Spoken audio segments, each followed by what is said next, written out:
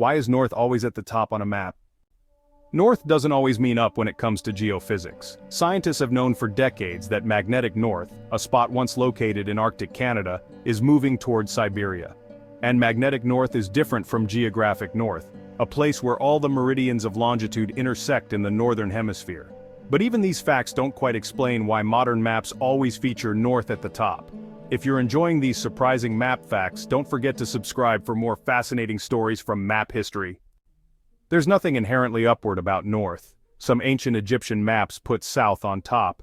In medieval Europe, Christian cartographers tended to give that distinction to east, since you had to turn that way to face Jerusalem. Others placed east on top because of the rising sun. That's why we orient ourselves. And early American settlers sometimes used maps with west on top, because that was the direction they often traveled. If anyone is responsible for maps' northward focus, it's Claudius Ptolemy.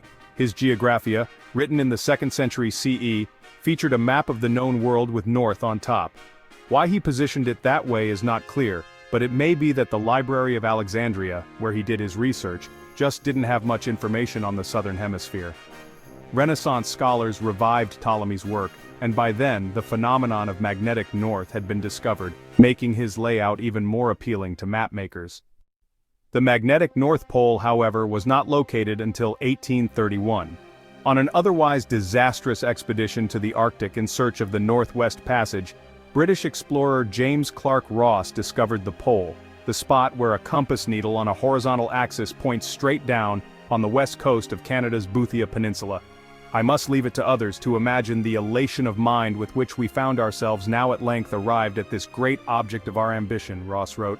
Nothing now remained for us but to return home and be happy for the rest of our days.